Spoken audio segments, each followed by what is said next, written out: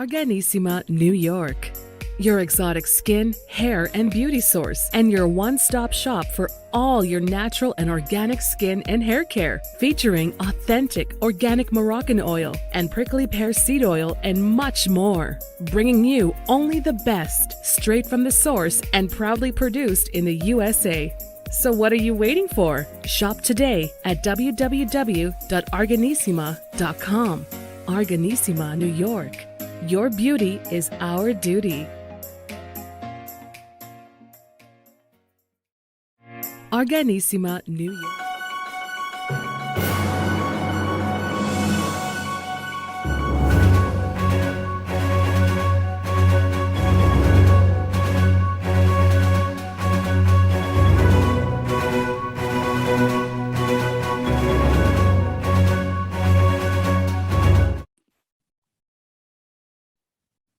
How are you?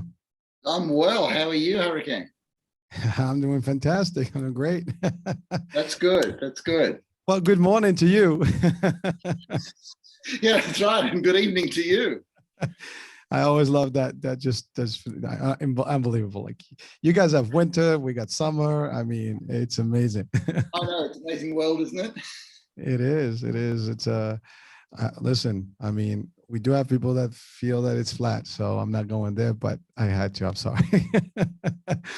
Well, if it's flat, then we're sort of just around one side, okay? Hey, listen, it's actually, Hurricane, that's actually a good point. If it was flat, how come we've got winter when you've got summer? All right. I rest my case, right? But, yeah. Well, first of all, thank you, Doctor, for even just extending the opportunity here to be on the show back. Well, so it's funny because we were just talking about the flat Earth theory and just as a conversation, just a little fun time there because of where you are and where we are. But really, just while we're waiting for people to actually throw in some questions here, why would people think that? I mean, just from your perspective as a psychologist, what would be something that can generate that kind of thought when someone can maybe not believe a reality? Okay. Belief is on a continuum, and Hurricane, I've got to say, I've just been putting out a few blogs on belief because belief is an area that we don't understand terribly well.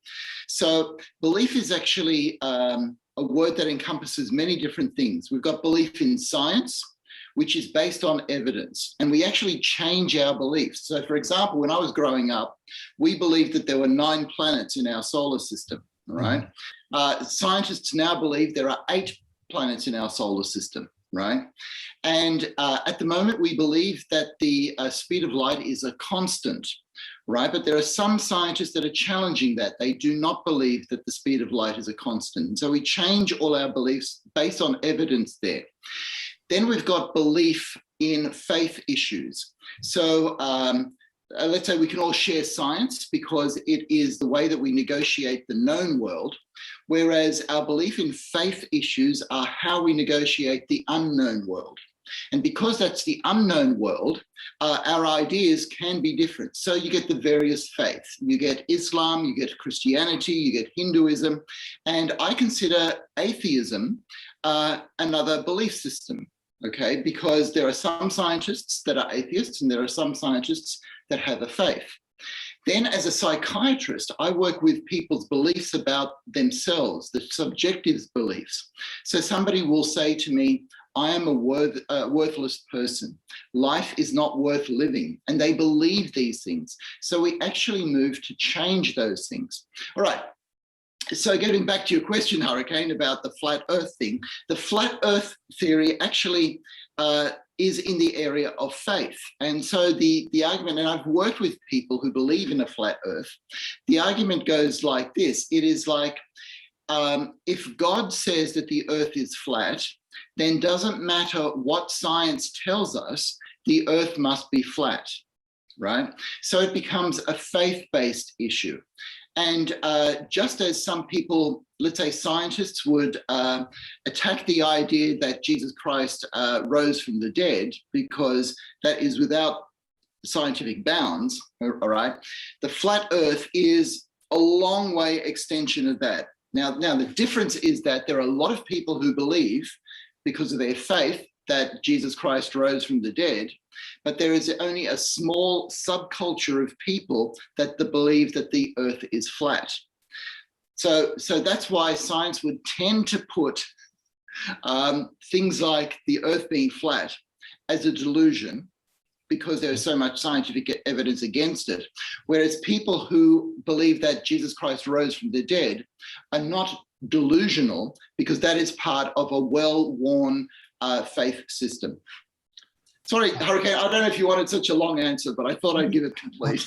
No, actually, it's very enlightening, because you mentioned religion, and it's amazing, because not all religions believe that, like for example, in Islam, and I think even Judaism, the Earth is not really flat.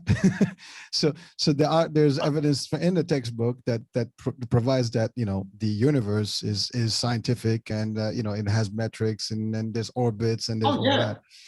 So and I think even in the Bible, I don't think it has any indication that it's flat. But again, it's debatable. It's debatable. I'm not gonna. Well, actually, in the Bible, there's the idea that there's a dome, all right, so which says that the Earth is sort of round.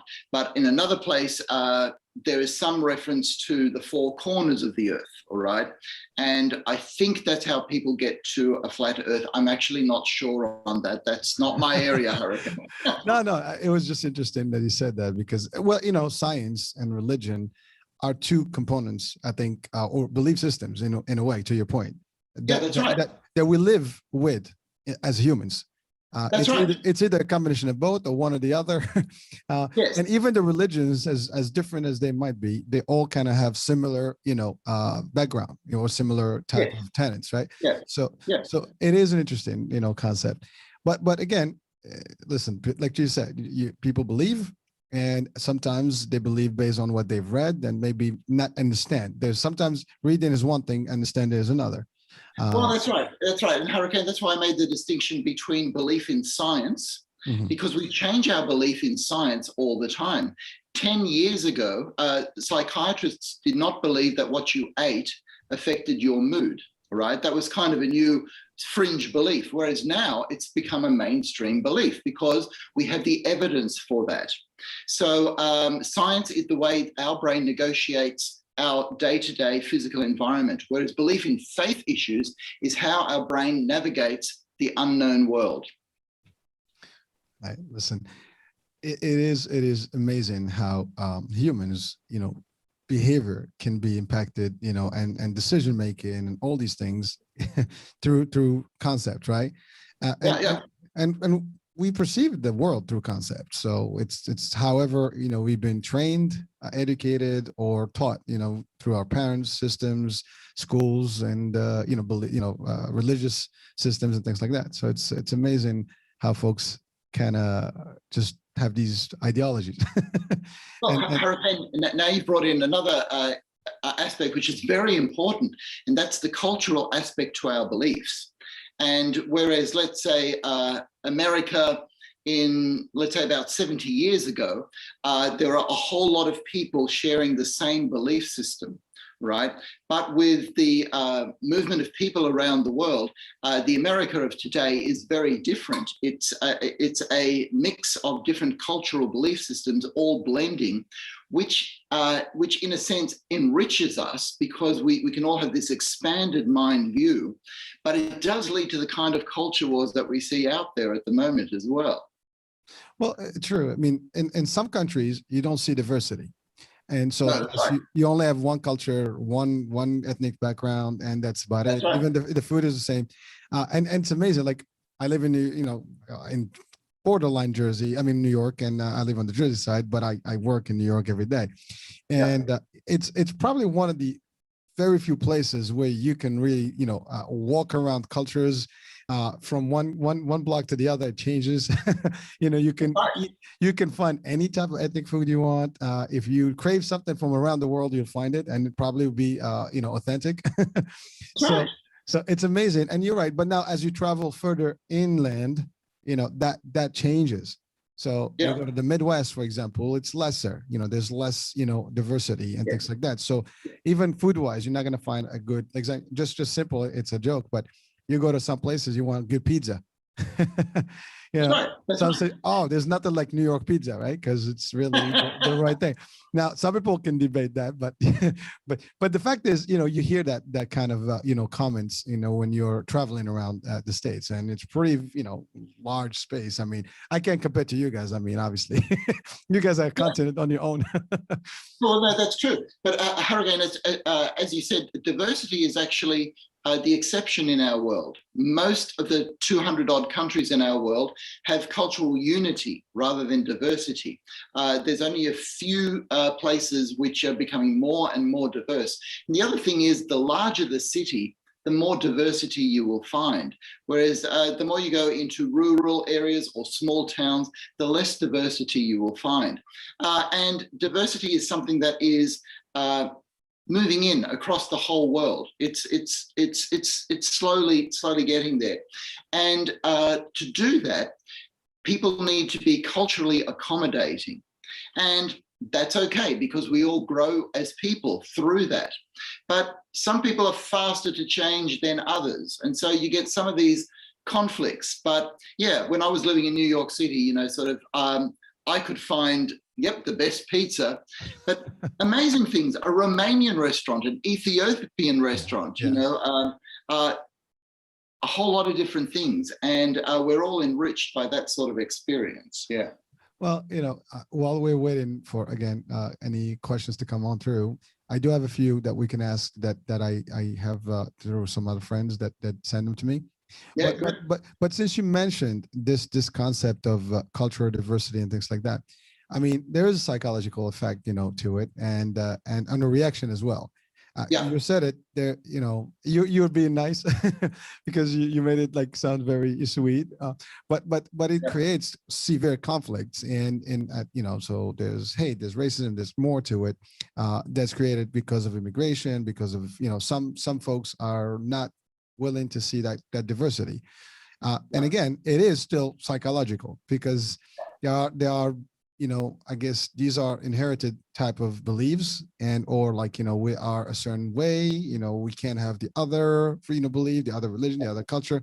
So there is a psychological factor to all this. I'm not sure if you ever had cases where people come in to discuss that. Hurricane, you seem to be touching upon just the sort of things that I'm working on at the moment.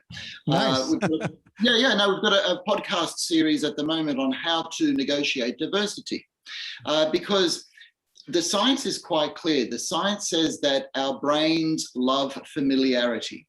So what we're familiar with, we will tend to replicate. But the science also shows that if we're exposed to people of difference, all right, that after a period of initial hostility, which is what we're in at the moment, we grow to like people, all right? So let's say there are cities like San Francisco, Vancouver, Sydney, they all had their Chinatown, all right? Yes. And when the Chinese people first came to these cities, they were met with hostility. It was not a friendly place. But today, you get people debating who has the best Chinatown. Does San Francisco have the best Chinatown? What about Sydney's Chinatown? Obviously, I like Sydney's Chinatown, okay? But there are so many cities that had their Chinatown because people at first were hostile towards difference, so the Chinese in this case. Then they become curious. Oh, I wonder what their food tastes like. I wonder why they wear clothes like that. And then finally, they not only accept them, but they celebrate them. And so, okay, so in Brisbane, Australia, we've gone through a Greek festival, all right? And you will go through your multicultural festivals. You will have your gay pride festivals. And there is all celebration of different diversities in different places. And this is what the science shows, that given enough time, and given enough exposure, we will all move beyond initial hostility to actually like each other. Because you know what, Hurricane? In the end, we all belong to the family of the human race. Well, I wish and I hope that one day we all agree to that fact and stop bickering amongst each other about dumb things and about material stuff in this world, and fight over things and kill each other and steal from each other and hate each other. That would be that would be an ideal world, right? The joke is, these days, I mean, I see a lot of TikToks and other type of I guess social media about UFOs and aliens, and there's discussions about maybe the government's secrets is going to come out about UFOs and things. So you know what, if that was true, I would like to have that happen, just so we can all shut up and agree to one concept and do almost the concept of the movie Independence Day. So we all The amazing thing is, if we were actually involved in a conflict with aliens from outer space, we'd leave all our culture wars and we would unite and say, hey, let's get together and defeat this common enemy, Well, even that thought itself, right? If you think about it, we always think that these guys are going to come because they're going to be superior than us, and therefore that we're going to be the lower or the inferior species. So that's already built in our, mind, that it's always about who's superior, and that the superior, species is going to be annihilating the other one, and therefore we have to fight back. But who says that it has to be that way? That's really the question. In fact, Hurricane, this is why I come back to the science. The science would actually say that if we're exposed to diversity, exposed to different people, we grow to like them. And you know what? I believe that actually goes for aliens as well, all right? If they exist, all right, and they came to visit, the more exposure, the more we'd sit down and have a cup of tea or a beer with them, the more we'd grow to like them. Well, it's funny because there are some memes and some posts that out there that they kind of look the other way, like aliens look at us and, oh, these are not civilized. The human race is not ready. They're not ready for us yet. So we'll come back another millennia or something like that. So these are funny memes and things. But really, I mean, I think the debate in humanity is about who is stronger. And it's been since the beginning of times. I mean, the rules of the jungle, the law of the jungle, the higher species, the more powerful species is gonna be the prevalent and the more powerful one, who's gonna be able to have more power. All right, I just want to add to that, because our view of Darwinian natural selection and evolution has concentrated on survival of the fittest. And that does lead to the dominance hierarchies that we have in our society at the moment. However, there is a whole side of nature that we have overlooked, and we have taken it for granted, and we take it for granted in our own lives as well. And this is the nurturing side of nature. This is the penguins who will take care of their eggs to the death in freezing cold. These are the plover birds that will attack anybody to protect their young. All throughout nature, there is this protection, this parenting protection, and, dare I say it, love and nurturing for a species, okay? And we know that wolves will actually love and protect and nurture other species as well. And we don't talk about that being just as important in evolution, this nurturing aspect. If we didn't have a family structure, if we didn't have people to share our lives with, if we didn't love friends and get on with colleagues, all right, our social hierarchy structures would drive us to destruction. So there's a balance. Yeah, there is a survival of the fittest and who's most powerful, but there's also a sharing of love and togetherness, and let's band together and survive all of this together. And I think that's not emphasized in the science. Well, so here's a question to that. Yeah. Why do we have to think about, surviving it, or why we have to think about, protection, or, who is going to beat who and stuff like that? What drives that? What drives that? Okay. So the scientific point of view is that what drives all of that is what drives the brain. The brain is a wonderful, wonderful instrument, if you like, that helps survival. All right. Its whole point is to learn from the past so we can create a better future, so that we can survive whatever environment we happen to be in. So from that, there is this not only love of life, but a real thriving and a real lust for life. Okay, I want to be alive, and basically everything that lives wants to live to the fullest. Now, when you have that as a basis, you can see that you need two sides of things. There is this survival of the fittest, where we're in competition with each other for limited resources, but there's also this cooperation, particularly among humans, right? Where, you know, if you and I work together, Hurricane, both of us can do better. And we're in a situation globally where if the whole world could actually learn to pool its resources and do things together, right, that we could actually survive things like pandemics, climate change catastrophes, whatever else. If we actually pool our resources together, we could survive too. And that's scientific. That's actually part of evolutionary theory. Well, actually, it's funny because I've seen that in real life. I've seen that actually in when, like, a couple of years back, we had Hurricane Sandy up in the Northeast, Yeah. and it was devastating, and people did come together. You know, Yeah. I've seen that in 9/11. People get together as a nation. Yeah. But it's amazing. I actually did the experiment, you know, in a training mode. You know, so I do these team building exercises. Yeah. So we went to this. I'm not sure if and you guys have Dave and Buster's. You probably do. So it's a restaurant, like a burger, right? You know, like a franchise type, but they do have like game rooms and activities and things like that. So we did almost a scavenger hunt, you know, in groups. And so what we did is, you know, I divided the teams in multiples. So and then we all have a quest to get certain things, you know, and the team that collects all those things first, you know, wins, right?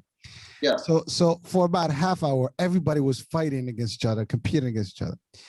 All of a sudden, two teams started, and I saw, I'm the lead of this because it's building a team. So I'm just observing how they behave, and everybody's got a lead appointee.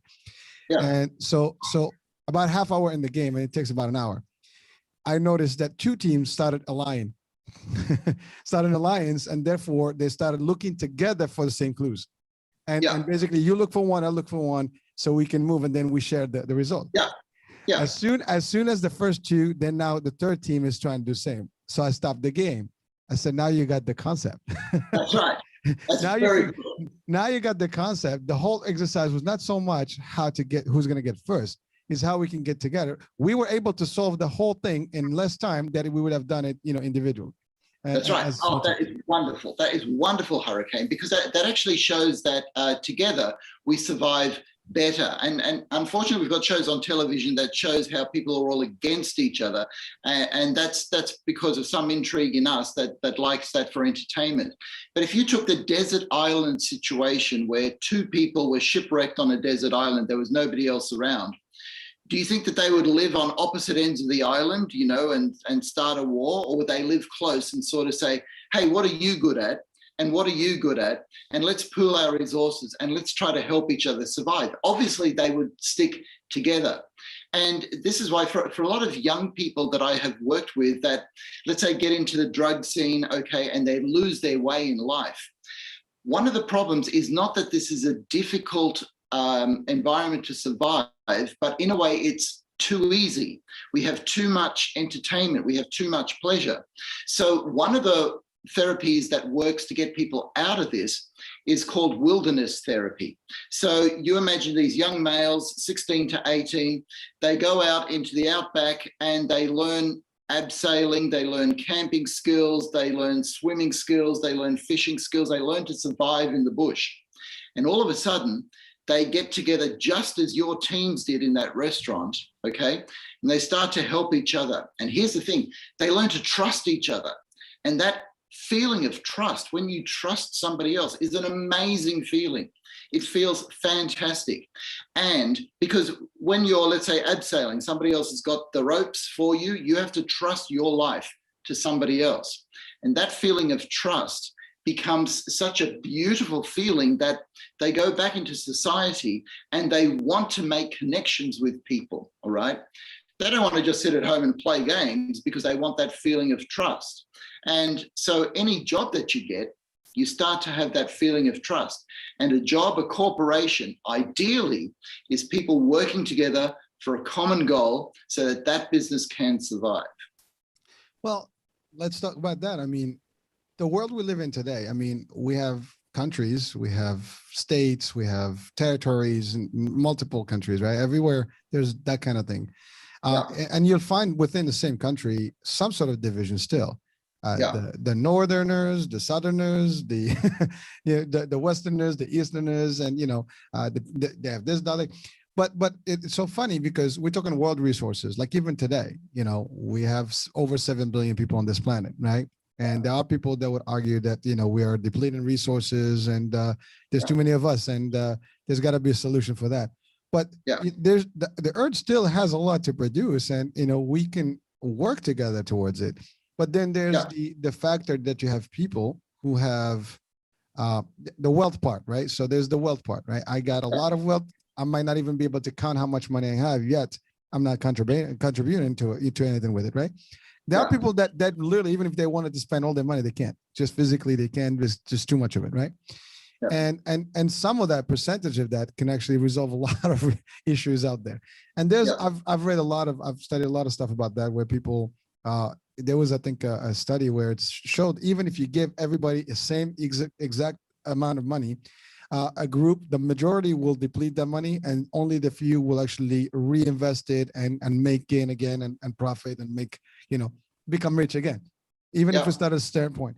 So why is that possible? I mean, how is that even, comprehensible?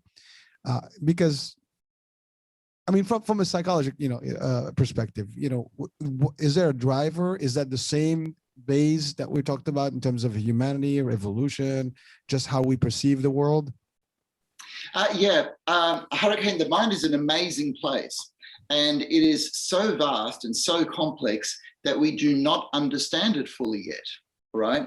So let's say from my tradition, the psychiatric tradition, we looked to two different things that drove us at first. OK, and one was actually aggressive, competitive drives.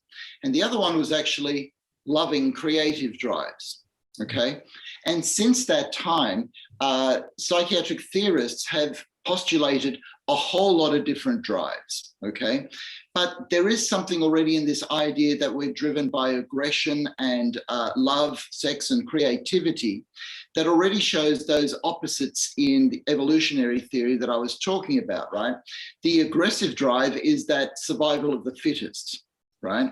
And unfortunately, one of the side effects of having a society as we do today based on money is you can count money and you can see who's doing better. So that feeds into that drive of the mind that I want to do better, but I want to do better on my own. Okay. Once you start looking at the loving drive, the sex drive, the creative drive, then things start coming down to, okay, how can we make our community better? How can we have cohesive families? How can we have a cohesive social life that we actually get to enjoy all this life, all right? And at the moment, the pendulum has swung in the way of this aggressive, competitive, money-based drive, but there is a possibility always sitting there that we could start to solve some of the world's problems together. We've got the technology to work out the resource problem, but at the moment, the scientists don't talk to the entrepreneurs, who don't talk to the politicians, who don't talk to their lawyers, who don't talk to the education sector. We're all very disparate, okay? And I don't know how we're going to do it, okay? But somehow we've got to come together for the common good so that we can use each other's resources, just like on that desert island. We sort of say, okay, you're good at that. You do that. I'm good at this. I'll do that. Let's do it for our common good. So I don't know how to get the pendulum going the other way. But I don't think you and I are going to solve that problem. No, but we have studies on people who are very altruistic, people who will go the extra mile, let's say during 9/11 or through Hurricane Katrina, or even what's happening in Miami at the moment, all right? There will be acts of heroism, all right? Why do humans do that? And studies have shown that humans have altruism as part of their nature, as long as we value it as a culture, as long as we still clap and give heroes medals and say, you know what, that's a good human being.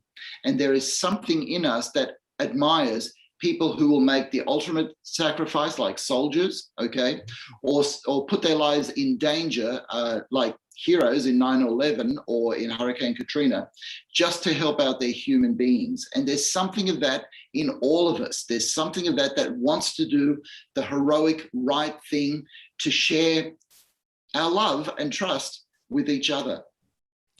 Well, doctor, I mean, I do believe that that is the fact. And I do believe that all humans are capable of doing that, and they do want that. And I still think that the majority will always, want to have that result. Yeah. And I hope that, and we've seen events that did bring in, countries together, that brought, nations together. And I mean, this pandemic has been a big test. And in some of it, there was unity, and some of it there's kind of, I mean, originally it was unity. Now we have a little bit of a a split in terms of who is pro vaccine and anti-vaccine. We have all these arguments that are happening in the world right now. But I think that's the same concept here. People are just, they side based on their own knowledge, I think. The vaccine is a good example, actually, because in the world at the moment, there's still a disproportion of first world countries basically getting all the vaccines and developing nations not getting enough vaccines.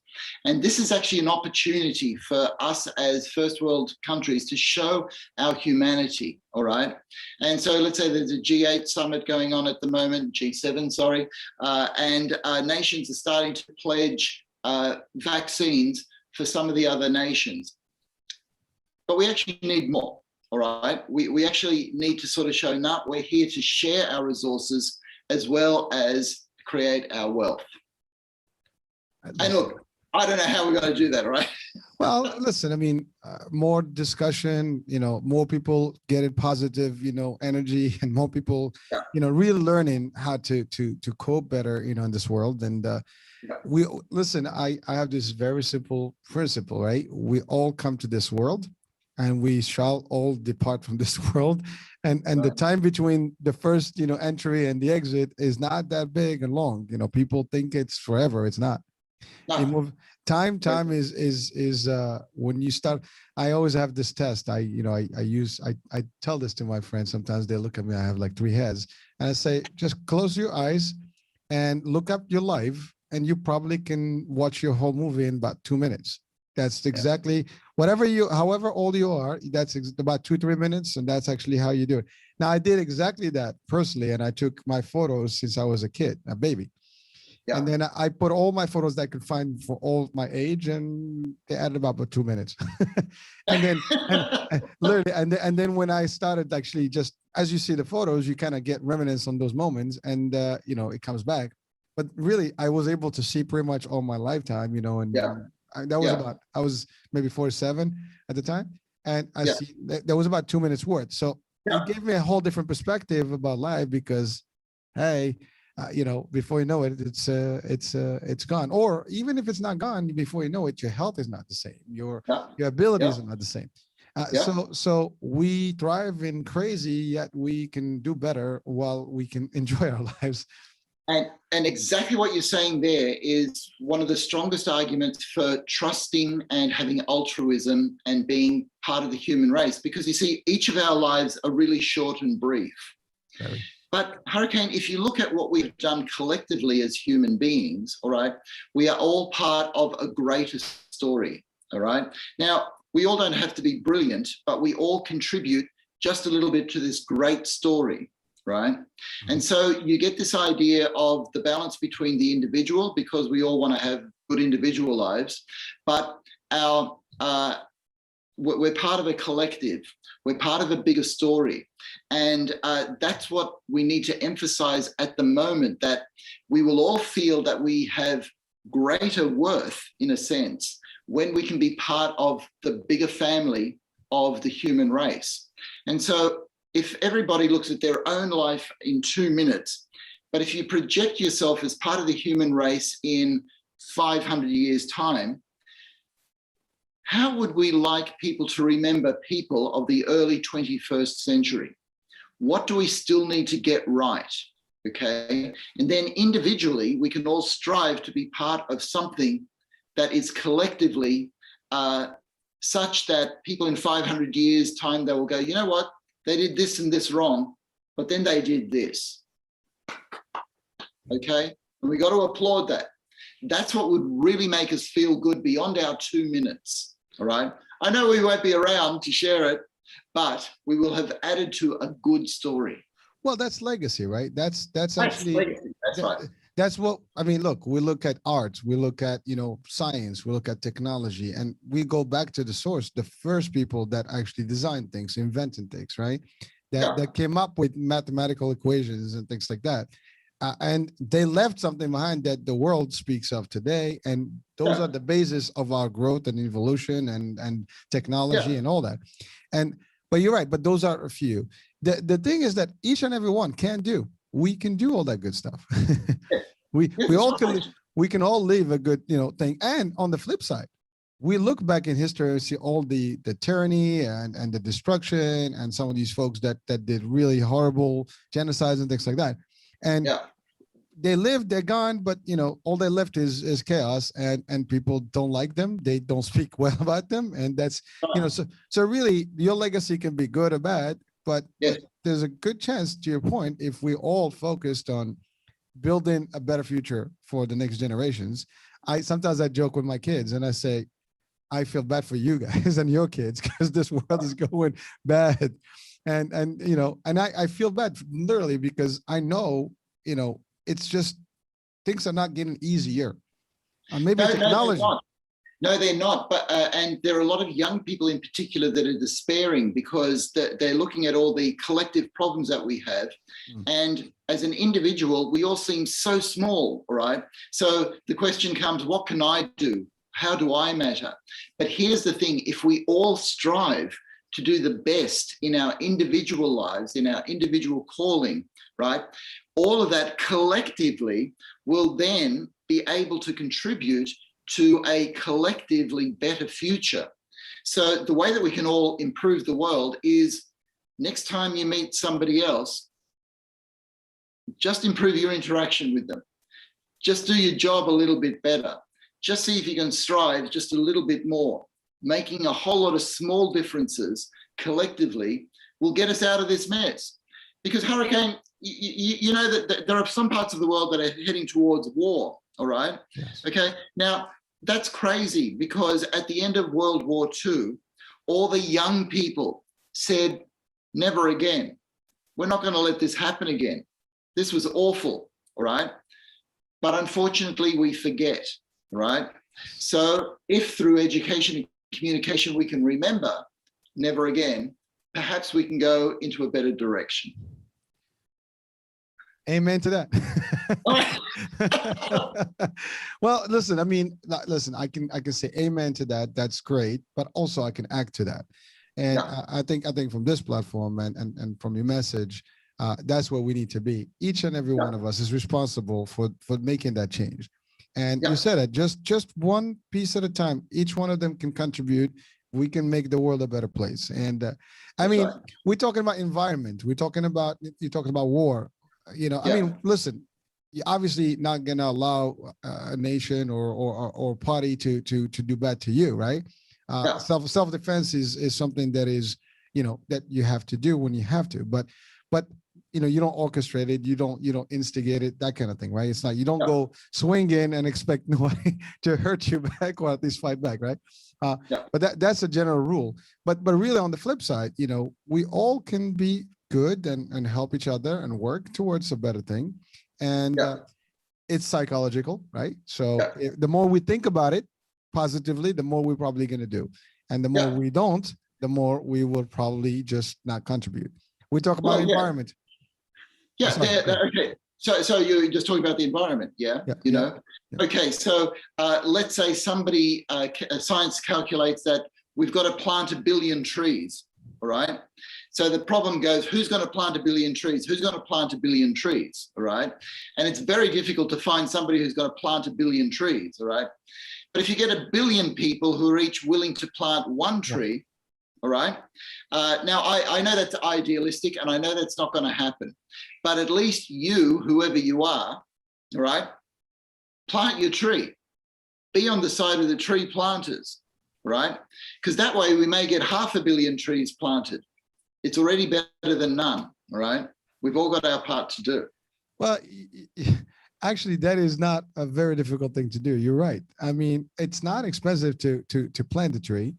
And if it's, you know, we save money to do a lot of things, and maybe if maybe we'll start an initiative. How about that? You know, seriously, I mean, who knows? I mean, maybe it's something. I like the idea. So everybody, you know, just go get to nursery, pick up a tree and put it up there, you know, I mean, somewhere in nature to grow. Maybe again, there's the other part is maybe we have to look at different construction material than just, you know, That's trees. right. I mean, and they're doing that now. I mean, some places they're using different material than actually wood for construction. So therefore there's less trees, you know, cut. But again, urbanism, right? You have to build cities and you got to expand and you get into the fields. Then the forest gets taken. Then you have the fires and so on and so forth. But you're right. At the end of the day, we can do it. I mean, it can be done. Everything can be done. And if humans want, I mean, listen, we're spending money to go to Mars. We're spending money to do ventures in other, you know, parts of space. And it costs a lot less to do these trees than going there. It does. And I've just got to bring the science back in, because the science actually shows that we don't just need a billion trees. We actually need about 1 trillion trees. Okay. So that actually means about 1,000 trees for each of us. Okay. For each of the billion people. All right. Now, so the argument against that is we still need to work on larger structures, all right? We still need to work on some sort of a mechanism so that we have this coordinated effort. But the thing about that coordinated effort is, okay, now you're talking about managers, politicians, scientists, educators, and a whole lot of people doing their bit for the one effort, all right? And so it becomes more complex than just all of us planting a tree. It becomes, how can we actually contribute to something that is actually good, right? And to do that, we actually need to agree on what is good. And from a scientific point of view, science does actually have good and bad. Survival is good, all right? Life is good. Death, destruction, and annihilation, they're not good. There's just okay, so there is a value system there that if we could actually move forward to each play our part in our collective survival, our legacy would be wonderful. Well, listen, I mean, I hope shows like this, your podcast, you know, the work you do out there, and there's so many other people that are out there trying to send these messages out there and feed in, you know, the positivity to the world. You know, eventually, I mean, there are people that will, it can get contagious enough to get a momentum, and hopefully we can get some stuff. Now, ultimately, trillion trees is a big number, but even with that, I mean, you can do 1,000 trees if you want. I mean, That's right. You know, in a lifetime you can do it. I mean, if you do a tree, I mean, what is it, 365 days a year? I mean, you could do every other once every 10 days. You can do three trees a month. I mean, in a lifetime you can do it. I mean, there's so many, and that's 1 billion people. We have 7 billion plus, so we can actually still do better. And you're right. If you reduce the footprint, that will work. I mean, there's so many ways we can do things. Sorry. Yes, that's right. That's right. In fact, let's face it, we're not going to get 1 billion people out there planting a tree each, okay? But you're putting on this podcast. We're having this conversation. Hopefully out there, somewhere in your listening audience, there's a person who says, I know how to organize tree planting. I could be part of that, right? Mm-hmm. And we could give them just the spark that they need to organize a certain business and do it and even make money out of it. okay, somebody else could be listening and say, oh, is Dr. Heim right on the science there? I'm not sure. So they look on the science and they say, oh yeah, he was right here, but he was wrong there. And all of a sudden they're sparked to sort of say, no, I'm going to get this information out there of what needs to be done. And that then causes a chain to somebody else that says, you know what? I can do that and we can actually make money out of that, okay? Then by doing these things, we can start a chain reaction from our podcast here to something that can actually start the momentum. I mean, there are car manufacturers now that are saying, all right, no more petrol engine cars. We're just going completely electric, or we're going completely hydrogen. We're going to go Denmark or one of the countries, Scandinavia. Yeah, Volvo in Sweden. Yeah. Yeah, that's right. They want everything to be, electric, I think. That's right. That's right. And they're figuring out that they can make money out of it. All right. That's the whole thing. There's a lot of money to be made. We can actually be more prosperous. But I'm going out of my area now, Hurricane. This is all economics and politics and manufacturing. But remember, so politics are, based on humans. Humans are based on psychology. And so we're still on the same topic. Yeah. Everything. Go on. It all relates back to the human brain, okay? And the human brain does strive for life and survival. And here's the thing, that's actually good, all right?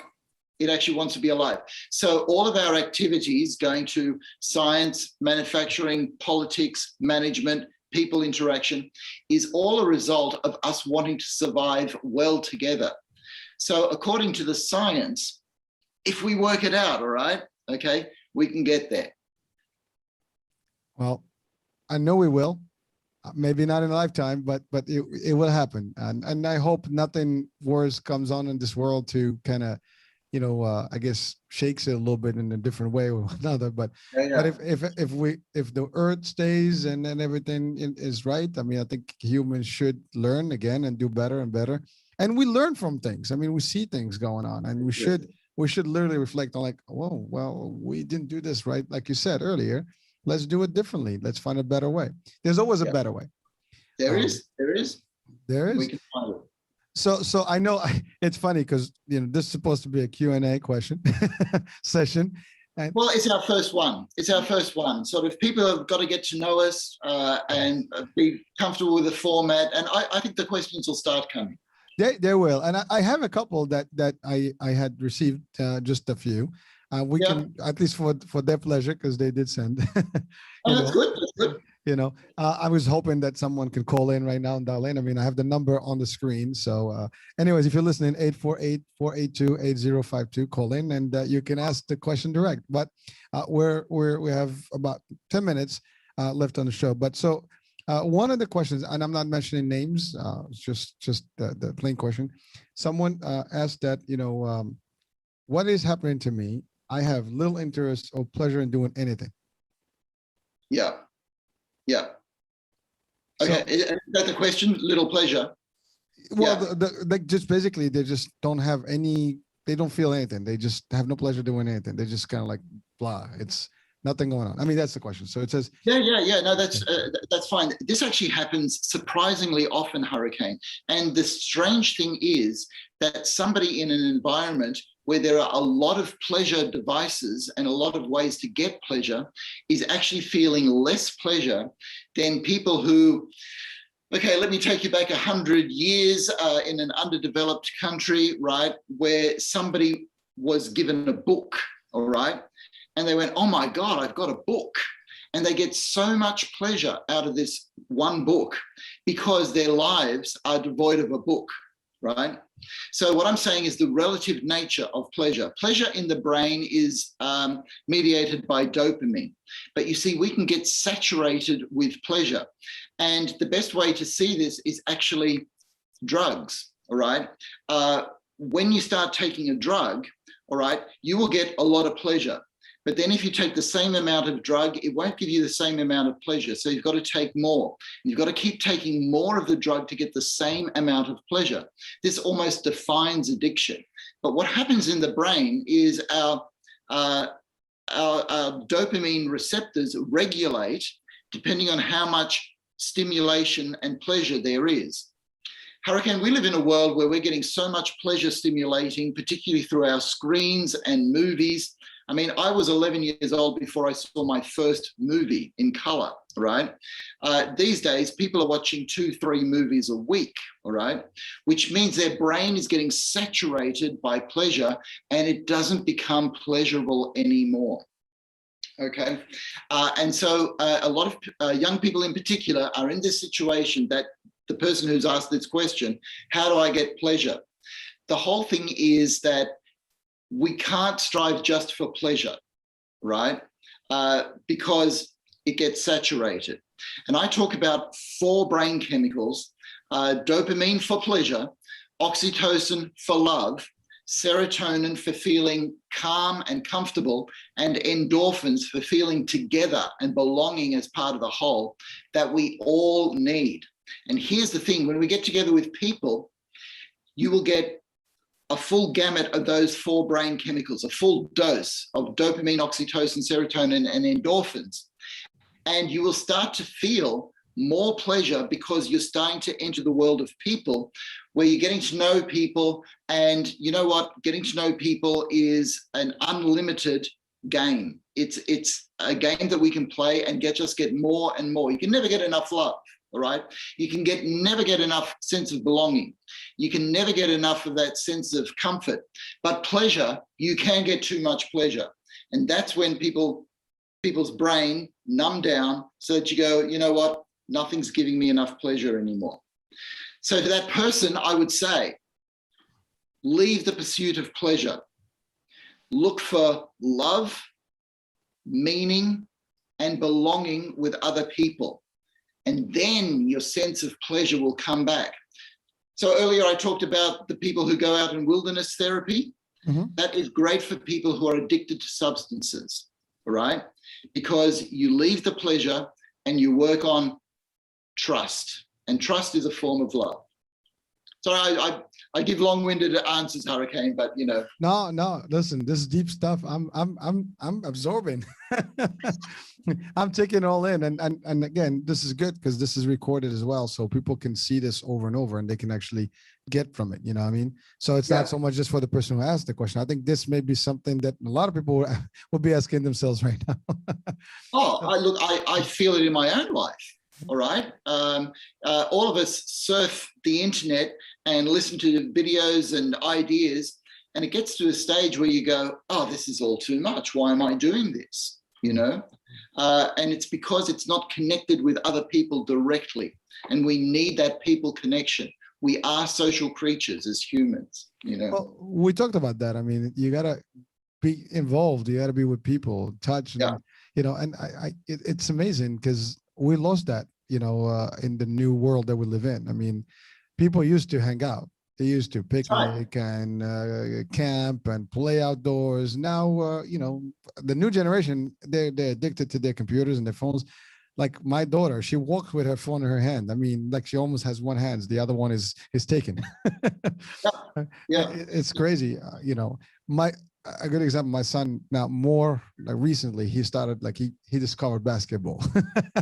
That's great. You know, so now, you know, he's playing basketball every day outside, you know, but he doesn't have a lot of friends. So maybe sometimes I play with him or, you know, some friends come in, but it's a change for him.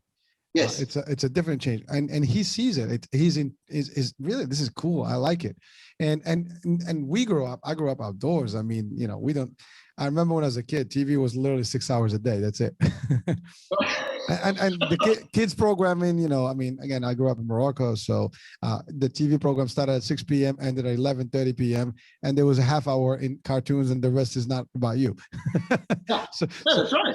So that was it. So you really didn't have much time to spend on TV. And talking about color TV, again, my first color TV was like in the early 80s. So it was like way, you know, but today, you know, my kids, they have TV, they have everything, technology, they grew up with it, right? And they're addicted to it. They can't even, you know, remove themselves.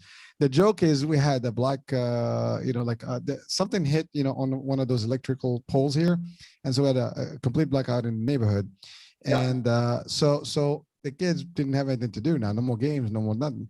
So they wound up, hey, can we play some board games? So we came back downstairs and picked up the board games and had candles, and we spent a couple hours just doing that, and it was fun. That's right. That's right. That's right. Yes, unfortunately, in psychiatry, we measure things from 2007. Because in 2007 is when we all got mobile phones, we all got smartphones, we all were able to do internet on a phone. And in youth mental health, depression rates, anxiety rates, and addiction rates started moving upwards at a faster rate from 2007, right? That's frightening. That's frightening. That means that we have to control the screen use, okay?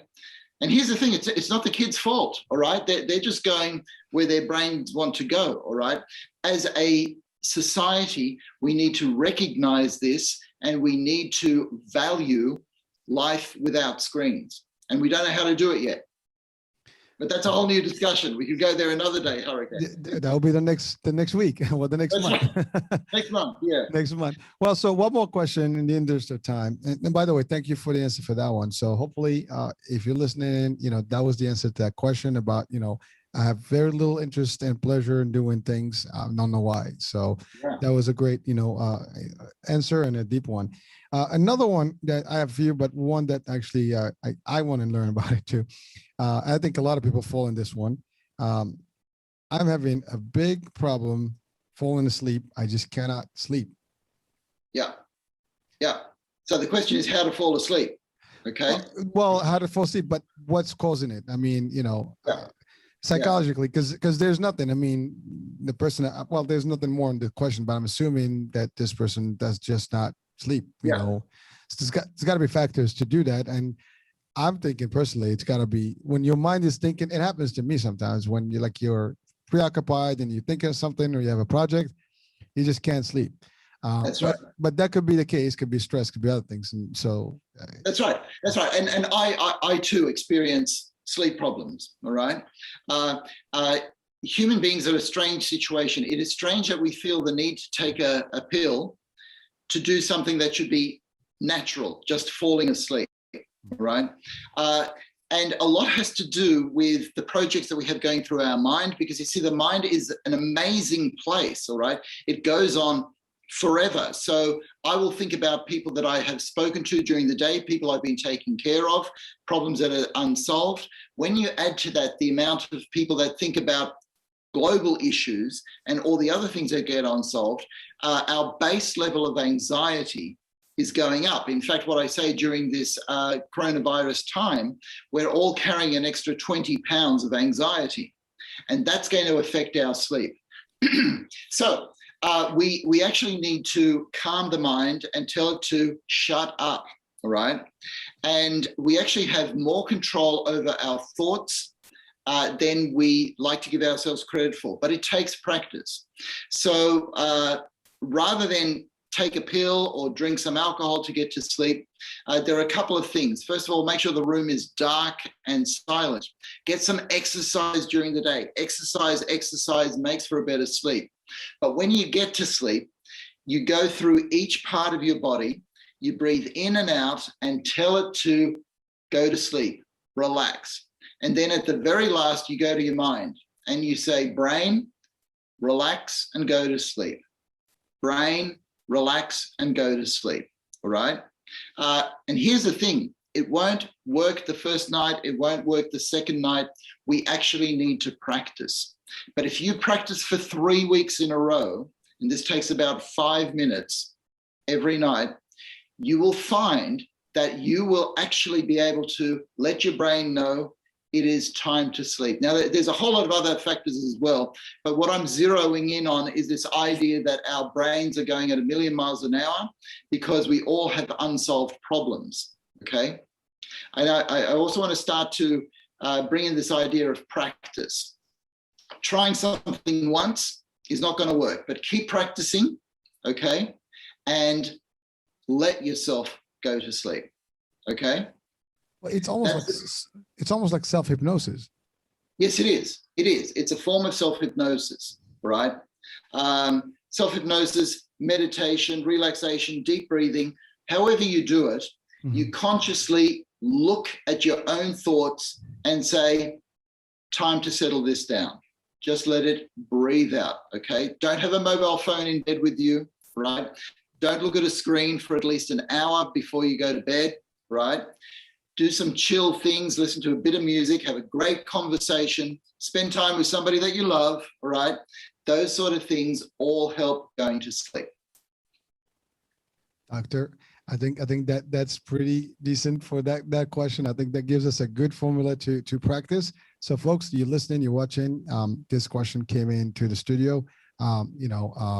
Again, it's for one person, but I think it affects all of us, if not the majority of us. And it's a very good practice that we got from Dr. Heim. Again, an expert, years of experience, and he handles psychology in a whole different light, and coming all the way from Australia here, from Saturday, Yes, from the Saturday, future. I love this. Yeah, you call Saturday, it from the future. So we are about the end of the show here. So thank you for sending the questions, folks. You're watching. This was a live Q&A session for you. We will have these coming up once a month. So please send in your questions in advance. We'll have them ready for the doctor. And also interact with us. There is a number on the screen, 848-482-8052. That's dedicated to this show. So when you have a moment the next time on the show, we'll promote it again in advance. Just join us and you will not regret it. It will be fun. Instead of me asking the question, it'll be your questions. It'll be even better. So Dr. Heim is ready for that. And he has a lot to offer to us. So sorry. Thank you very much, Doctor, for the time. Just have a great weekend, and then we'll talk soon. And then you and I will connect, in terms of what the next session would be scheduled for. That's fantastic, Hurricane. Thanks for doing all of this. It's a lot of fun, and hopefully it'll move a whole lot of people forward, okay? That's the purpose. That's the objective, and we'll keep at it. We're not going to give up here. No, certainly not. Certainly hopefully with the next couple of shows, we'll have so many questions we can't even get to them, and people will be lined up on the call. I only can take one call at a time. So I was concerned about that. Like, what happens if other people call at the same time? I was like, one call. Once the call hangs up, please dial back in. I'm gonna have to get a few phones and just be able to pick up one at a time. But Doctor, thank you so much, and so enjoy the rest of your day, the weekend over there, and hopefully not too cold. And we'll stay in touch, and we will promote the next episode or the next live Q&A. So folks, again, you're watching, you're listening, look forward to the next one next month. And bye. Thank you, Doctor. Thank you, Hurricane. I'll see you at the end of July. Yes, sir. Bye now. Bye-bye. Bye-bye.